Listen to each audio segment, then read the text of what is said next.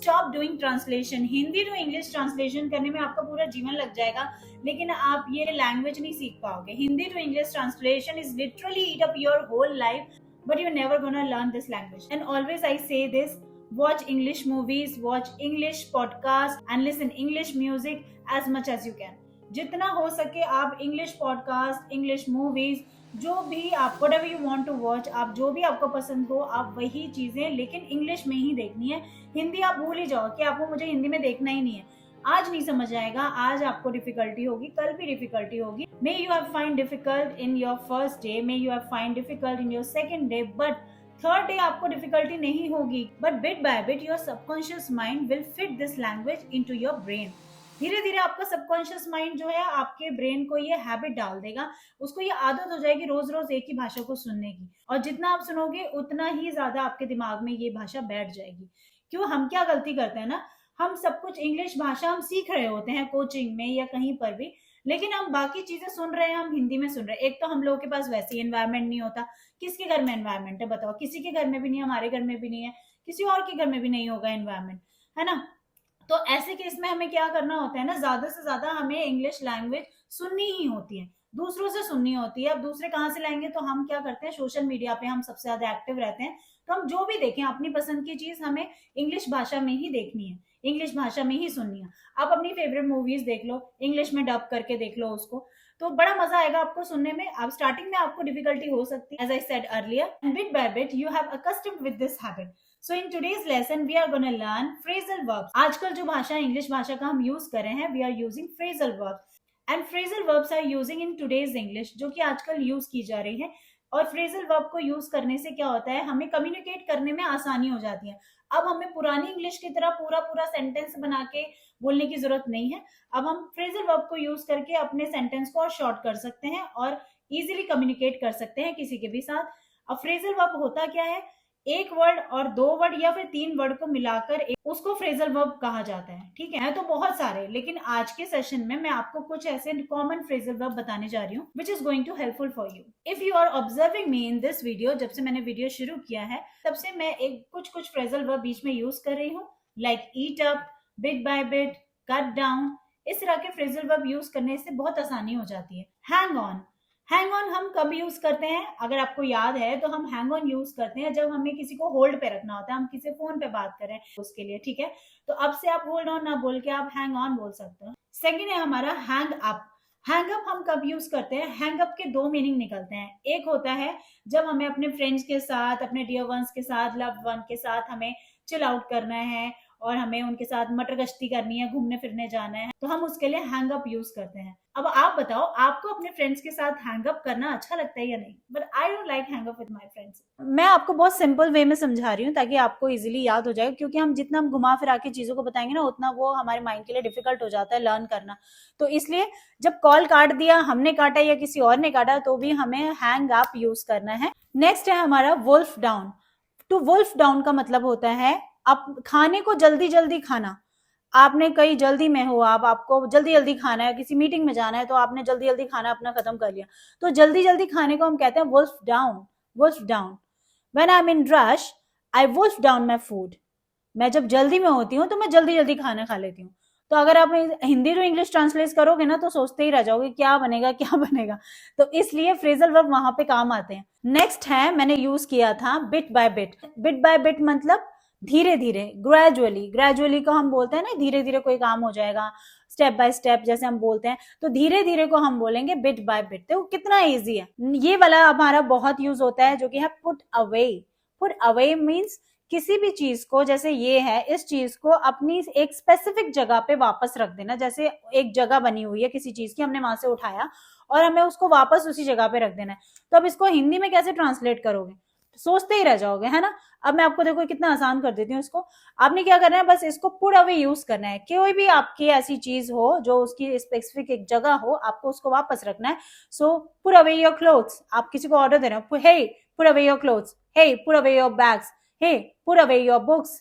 मतलब अपनी उस चीज को, अपने कपड़ों को जगह पर रखो, जहां पर उसकी जगह है उसको वापस वहीं पर रखो। तो आपको इतना लंबा बोलने की जरूरत नहीं, आप सीधे बोले hey put away your clothes, as simple as that. Video के स्टार्टिंग में मैंने एक फ्रेजल वर्ब और यूज किया था जो कि था ईट अप। ईट अप का मतलब होता है जो आप खाना खा रहे हो ना, तो आपने अपनी पूरी प्लेट का जो खाना है ना वो खत्म कर दिया, मतलब पूरा प्लेट जो है आपने क्लीन कर दिया। तो किसी भी चीज को ऐसा पूरा खा जाना, पूरा खत्म कर देना, ठीक है। तो इसलिए मैंने यूज किया था सेंटेंस में eat up. Hindi to English translation is literally eat up your whole life, है ना। अब मैंने इसमें ईट अप का इसलिए यूज किया क्योंकि आपका पूरा आपका जीवन खा जाएगा हिंदी टू इंग्लिश ट्रांसलेशन करने में, लेकिन आप ये लैंग्वेज नहीं सीख पाओगे अगर आप हिंदी टू इंग्लिश ट्रांसलेशन करोगे, ये आपका पूरा जीवन खा जाएगा ट्रांसलेशन करने में। नेक्स्ट है हमारा to give up. Give up use करेंगे हम जैसे हमने कोई चीज, कोई आदत है उसको बंद कर दिया, अब हम वो चीज नहीं करते।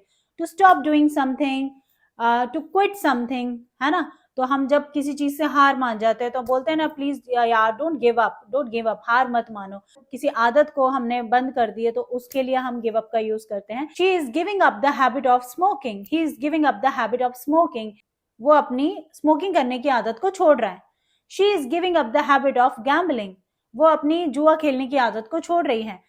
तो अगर हम पहले की बात को करेंगे तो he gave up the habit of smoking, उसने अपनी स्मोकिंग की हैबिट को छोड़ दिया है। He gave up the habit of smoking.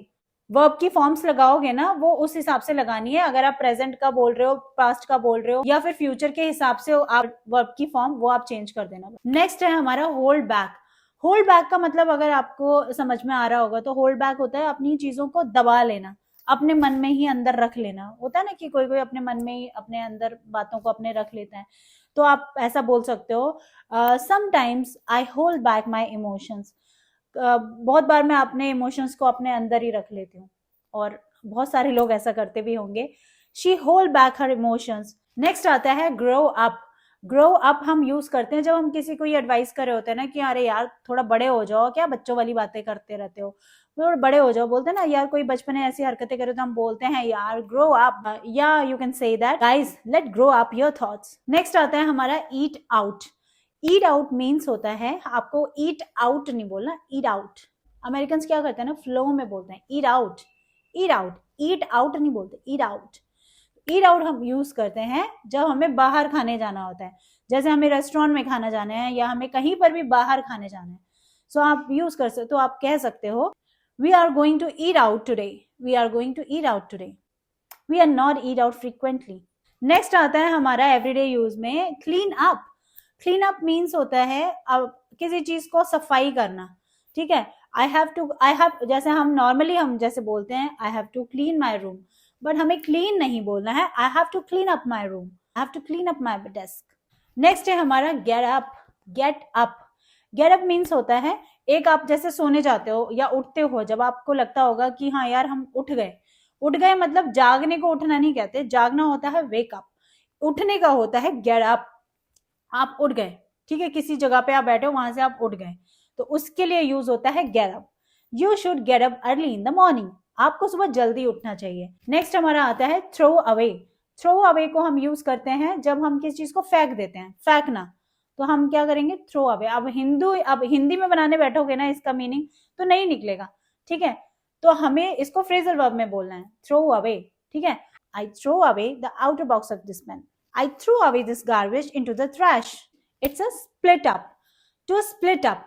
Split up हम तब यूज करते हैं जब हम किसी चीज से अलग हो रहे होते हैं, तो उसके लिए हम स्प्लिट अप यूज करते हैं। जैसे ब्रेकअप के लिए यूज होते हैं कि अलग अलग हो रहे होते हैं, तो हम ब्रेकअप ना बोल के हम एडवांस इंग्लिश में हम उससे ब्रेकअप को स्प्लिट अप बोल सकते हैं। It sounds like native speakers. तो हम अगर स्प्लिट अप यूज करेंगे तो थोड़ा डिफरेंट साउंड करेगा, है ना, और थोड़ा एडवांस्ड भी साउंड करेगा, तो हमें एडवांस साउंड कराना है, तो स्प्लिट अप हम यूज करने वाले हैं इसके लिए। तो हम इसको एडवाइजेबल सेंटेंस में बोल सकते हैं, जैसे I think you should split up with her. I think आपको उससे अलग हो जाना चाहिए। I think we should split up with each other, हमें एक दूसरे से अलग हो जाना चाहिए। अब आप सोच रहे होंगे कि हमें इसको यूज कैसे करना है अपनी डेली लाइफ में, तो आपने क्या करना है, जैसे हम हिंदी में कोई सेंटेंस बोलते हैं तो हम 2 लाइनों का वो सेंटेंस होता है, वो हम ये नहीं कर सकते यार क्योंकि हम ये कर रहे हैं, तो आप क्या करो, आप एकदम से, अगर आप बिगिनर हो तो आप एकदम से पूरे सेंटेंस नहीं बोल पाओगे, तो आपने क्या करना है, थोड़ा वर्ड हिंदी में बोलो और उसके साथ वो लाइन इंग्लिश में ऐड कर दो, तो इससे क्या साउंड अच्छा साउंड करेगा। अब जैसे अब आप बोलोगे कि यार स्प्लिट अप को जैसे हमने बोला कि यार इन दोनों की ना लड़ाई हो गई है, I think they should split up with each other. अब मैंने एक लाइन हिंदी में बोली, उसके साथ मैंने एक लाइन इंग्लिश में ऐड कर दी उसके साथ। तो इस तरीके से आपको जो मैंने फ्रेजल वर्ब सिखाए हैं ना, इनको आप ऐसे इंग्लिश टू हिंदी इंग्लिश और हिंदी के साथ एक मिला के भी यूज कर सकते हो, तो इससे भी आपको इनिशियल डेज में आपको याद करने में इनको ईजी होगा। ठीक है, अगर आप पूरा सेंटेंस फॉर्म नहीं कर सकते तो आप आधा आधा करके कर लो, आधा हिंदी में बोल दो, उसके आगे का इंग्लिश में बना दो। ठीक है, तो ये इजी हो जाएगा आपके लिए। नेक्स्ट है हमारा लेट डाउन। लेट डाउन का मतलब होता है किसी को नीचे दिखाना, किसी को नीचा दिखाना।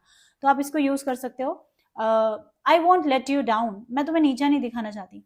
She always let me down in front of others, he don't let me down.